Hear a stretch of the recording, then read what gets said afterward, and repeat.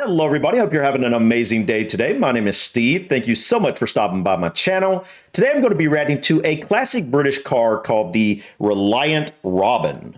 I've never heard of this car before. In fact, I've never seen a car with three wheels before. This is the first time I've ever seen a car that looks anything like this. It's just such a unique looking car. It's so interesting. And I'm really curious what the backstory of a car like this is.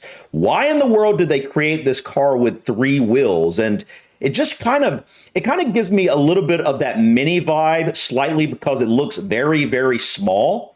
I'm guessing this car probably does very well in some of the tight roads within the UK. I know you guys generally have much more narrow road throughout a lot of the UK than we do here in the US. So a car like this would probably work very well in a lot of the UK. But like I said, guys, this is just such a unique looking car. I've never seen anything like it. And I'm really curious what the backstory of this car is and what the history of it. Do they still make these cars? Because I personally have never seen anything like this. And so I'm thinking this is probably a car that is no longer made. But this car has definitely got to drive a little bit differently than your average car, considering it has one wheel up front. I'm very curious what it's like to steer this car and just drive it in general. Anyways, guys, enough rambling. Let's go ahead and dive in and check out the Reliant Robin. This is a Reliant Robin. You probably know it from the most infamous Top Gear bit of all time.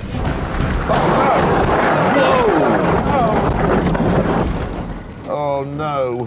What if I told you that they lied? How did Top Gear fake their most famous segment ever? And what's it like to actually drive this thing?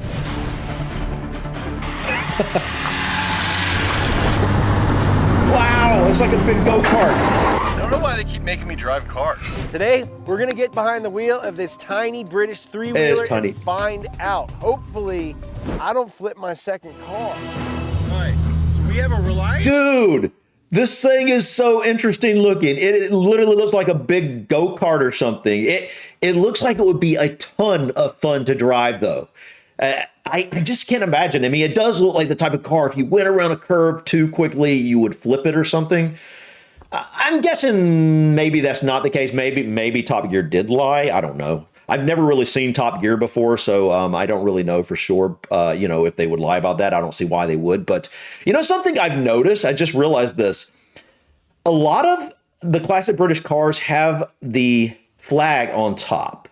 Why is that? You know, it's just kind of interesting. It's just something that you don't really see the flag in, you know, people generally don't fly it outside their house in the UK and whatnot, but you'll see that on the top of a lot of cars. It's really interesting. Or maybe it's just, you know, people put them up there themselves. I'm not sure if it comes with the flag when this was originally created or if people put the flag on top. I've seen that on minis quite a bit now. But yeah, guys, this should be very interesting to see this drive for real. Hey, Robin. We're in a mountain. Yeah. The steering wheel only moves like it's directly connected to that front wheel. So it only moves like 3 degrees from right to left. I get like a lot of resistance if I go past like 2 o'clock. Really? Yeah. I don't know how to explain it, but I can 100% feel that there's one wheel in front of me. Like it feels like I'm driving a wheelbarrow. Oh, also there's rocks. Oh no. It's like you're driving a wheelbarrow, man. That's hilarious. I mean, honestly, man, it is like insanely slow, but not like comically insanely slow. Dude, that's such an interesting car, man. All right, going uphill. Let's give it the beans. Give it the beans. Yeah. All right, we're cooking, baby. You know, whether it's accurate or not, Top Gear really did put the fear of the Robin in me, especially since I've tipped a car before and wrecked a four-wheeled car that I'm just gonna kill us both. But honestly, it's pretty sweet. Now, although many Americans know about the Robin from Top Gear, I've never seen it. had actually been making these three-wheelers since the mid-30s. Their first one was called the Regent, and it was basically a motorcycle with a van on the back. That looks like a motorcycle with a cabin on it. And second three-wheeler was called the Regal, and it came out in 1956. That looks nice. Finally, the Robin dropped in 1973. Nearly 40 years of three-wheel experience went into this thing here. It barely looks like a motorcycle at all, besides the front wheel. But why would a company spend so much time building three-wheeled cars That's what I in wanna the know. first place? Well, Reliant was based in a town called Tamworth, which, according to this map, was a town surrounded by over 20 coal mines, which would be key to Reliant's initial success. It was a city steeped in mining tradition, and miners needed cheap transportation. You could buy a Robin for 801 pounds. That's $10,000 in today's money. Cars were very economical to register and insure. Fuel economy, still good. This thing gets 60 miles to the gallon, but most importantly, you didn't need a full driver's license to drive one on the road. In the Top Gear segment, a Robin owner mentioned that a lot of miners got to work on a motorcycle, but there's one problem with motorcycles. They ain't got no roofs. And Northern England gets snow. The Regent, the Regal, and the Robin fit the bill. The affordable nature of these cars meant that they were very popular in Britain's working class. So I think it's pretty obvious why Reliant decided to build a cheap car for the working people that inhabited their city. So basically, it was a combination of they made a vehicle that people could drive without a license, and they made it was cheap enough for miners or people that weren't making as much money as other people could afford them. And just overall, they were kind of the next step up towards a car from a motorcycle. In fact, I wouldn't even call that a motorcycle, but I get why it kind of has that. I mean, it obviously has that look up front a little bit. It's like a motorcycle car or something, but it has two wheels on the back. I don't know. That's just so unique. It's such an interesting looking car, man. I've never seen anything like it. Now this Reliant we have here is actually the Super Robin, which means it has an 850cc four-banger with a whopping 40 horsepower. Wow. The curb weight, though, is only 961 pounds. Oh, wow. So you put those two facts together, and you get a face-melting 0 to 60 time of 16.1 seconds and a top speed of 85 miles an hour. No wonder they call it the Super Robin. It is the race car version of a Robin, and you know what race cars have? Lexan windows. We got a window with hinges. Does it stop? No. No. I really do like this shade of white. It's like a very yellow white. It's like a cashmere white. The back of it is like a really nice Volkswagen Rabbit. And the front looks like a Honda Civic. True. Yeah. This thing's got everything. Look Kinda at does. the tiny lawnmower battery. The engine is behind the front wheel. That's super soft. All right, so the suspension Dude, that's does crazy. not inspire a lot of confidence. But this interior actually looks pretty decent. The entire interior looks to be made from vacuum formed plastic. Feels like my grandpa's briefcase from the 80s. I mean, I like where the gauges are. I like how many gauges there are. I like the controls, super simple. This is a really nice example of a really quirky car, I'm gonna say. Yes, 100%. it's very The quirky. question is, will it flip? There's only one way to find out. Yeah, I get to drive it.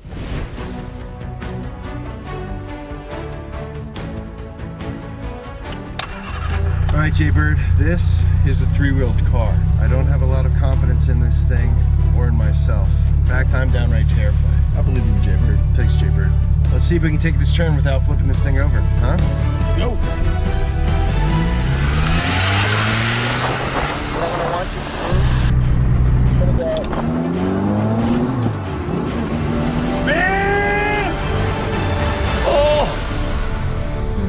Honestly, if They- I wasn't here, They did I it. know. afraid for you. Dude, on that left-hand turn, if you didn't have a passenger, that would be scary. But we did not tip. This thing is actually more stable than I thought it was, which brings me to my next point. That famous Top Gear segment was all fake. In a 2016 column for the Sunday Times, Jeremy Clarkson himself admitted that the Robin segment was fabricated and that, quote, a normal Reliant Robin will not roll unless a drunken rugby team is on hand. Robin owners knew this for a long time, and people who know that TV is fake weren't surprised to learn that this TV show was fake. But some people were dumb, so it was news to them. So how did Top Gear do it?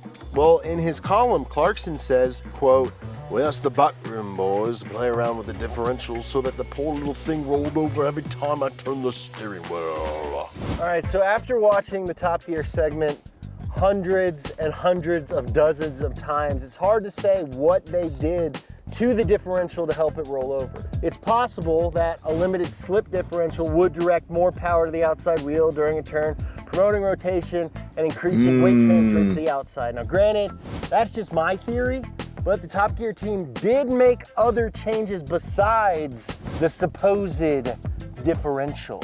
We found the website for the Reliant Motor Club where the owners of the site were actually on set for the shoot. They say that the Top Gear crew replaced the front wheel with the larger one, which moved the center of gravity higher up, making Clarkson's three-wheeler very unbalanced compared to the stock Robin. With Jeremy Clarkson in the driver's seat on the right side of the car and only performing left-hand turns, the Robin was ready to roll over. The wheelie in the segment was done with a second modified car. You can see that it's got a Reliant badge on the hood. The car that rolled didn't. Follow the money. But it's not this Top Gear segment. Why that would killed they the fake Reliant all that, Robin. man? It's actually something completely unrelated. So, like I said, I don't know anything about Top Gear. I mean, I've heard of it, but I know they like do like car reviews or something like that. But like, what's the point in that? Like, if you're going to be a car reviewer channel or something, like, why not, be truthful and show these cars for what they are, whether they're good or bad. I just don't like the faking things in the line. It just doesn't. I mean, why? I mean, it doesn't make any sense. We'll do it again. Coal was incredibly valuable to the British economy. If the miners went on strike, everybody felt it. In the 1970s, they struck twice, asking for higher wages, and they won both times. In 1979, a lady named Margaret Thatcher came to power. Oh, Margaret Thatcher. She said, yo, guys, this cannot happen again. But then in 1984, it happened again. The miners were protesting against plans to cut coal production, which would put jobs at risk. But they didn't know that Thatcher was a sneaky lady, and she had secret, sneaky coal stockpiles, and they essentially lost all of their leverage. And shortly after the strike, 20 mines were closed.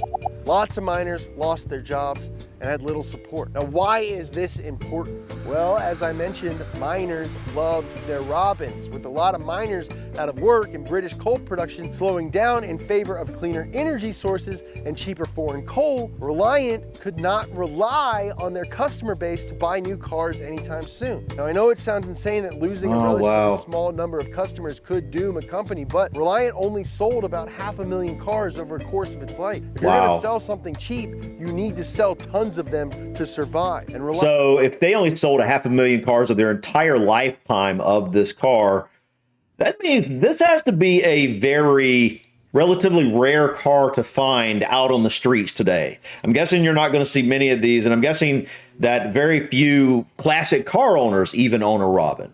Let me know in the comments, guys. Anybody here own a Robin, or did you ever own a Robin? What'd you think about it? Did you enjoy driving it? How did it feel to drive this?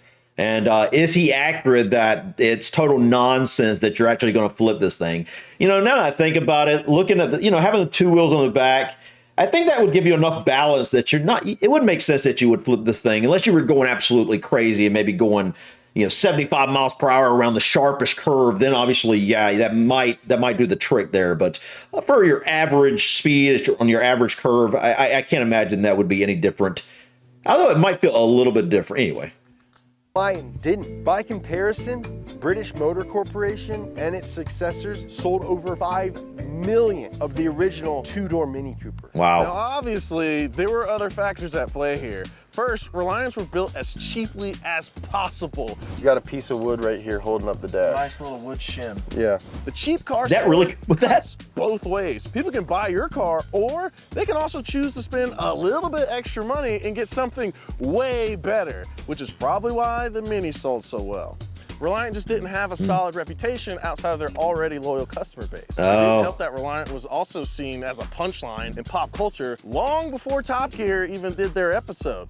So when things started to go downhill in the 80s, there was little Reliant could do to recover from it. The company filed for bankruptcy in late 1990, and it was bought by a firm called Beans Engineering. It was around back then? Filed again in 1994. A few different investors bought Reliant through the rest of the decade. The last Robin was a special edition with gold paint, leather seats, and alloy wheels, and they called it the Robin 65, commemorating 65 years of three-wheeler production. The Tamworth. Hold up, I want to see that car. That was actually really cool looking. That was slick, man.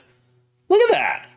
Man, it actually turned into something pretty nice, man. It looks like the front end here looks almost luxurious in a way, but then you see the when I see the one wheel, it's hard for me to think of this as a luxury car, obviously. And I know it's not a luxury car, but this looks pretty nice, actually.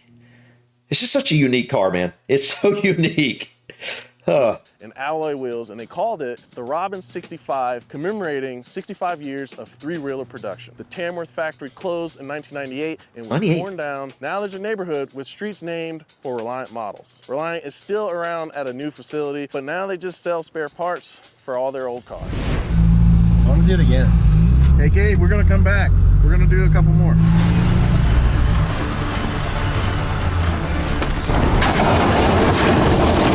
Whoa!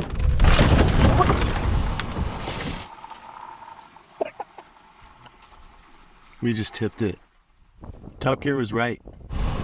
I think the Colt's okay. Oh no! Phew, dude, I thought I tipped that thing. So I rubbed the front of the car onto the ground, but I didn't tip. It's just squatted. But we're gonna see him up point. Squatting. Right is.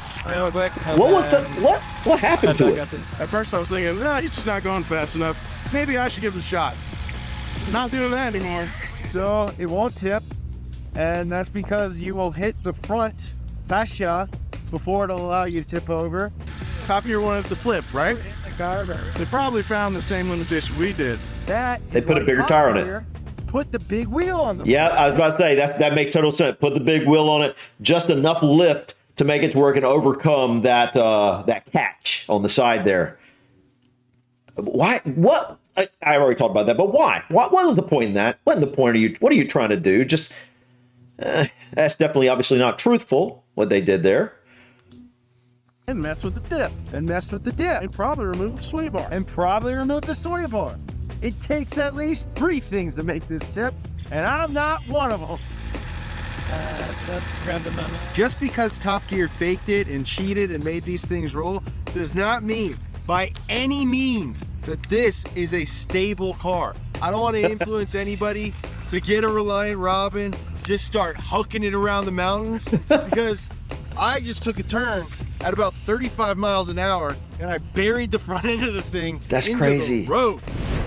Did the Reliant Robin deserve to die? That's a pretty harsh question without an obvious answer, right? If you think about it, the Reliant Robin and Cole had a lot in common with each other. They both had rivals that were way better options. And in both cases, miners were the ones who lost in the end. I guess my Uncle Jeremy Clarkson said it best. Owning a Reliant Robin is like having a family pet. And if you play with its differential, it will even roll over, so you can tickle its tummy. Okay.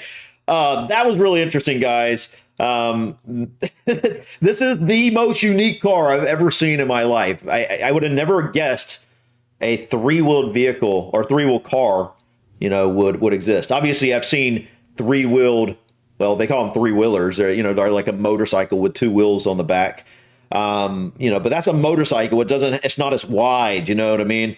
So handling curves isn't a big deal with a 3-wheel motorcycle. But these, man, I gotta admit that they definitely look like they would be pretty hard to turn. And obviously they are. Like you said here, they went 30 miles per hour around a curve and it tipped. It didn't flip. It tipped. I'm curious if they were to take a car like this, the Reliant Robin, and what if they were to put a very large tire on the front? Like, not large, but wider. Or put 2 tires on the front. Put 2 wheels on the front, side by side. Close together, but just, 6 inches apart. I think you might get enough stability there at that point to make this handle curves fairly well. The issue at that point then is like, why would you even do it like that? Why would you just not put the tires, the wheels like a regular car, spaced out like, normal vehicos? I don't know. This was a really interesting car though. I love learning about things like this, guys. It's just so quirky, so unique. So please feel free to drop other recommendations of similar type of things into the comments. But thank you so much for stopping by, guys. Please click that like button. Feel free to drop your comments or suggestions about this video or others. And don't forget to subscribe to continue to follow me on my journey to discover my British and Irish ancestry. Until next time, guys, peace.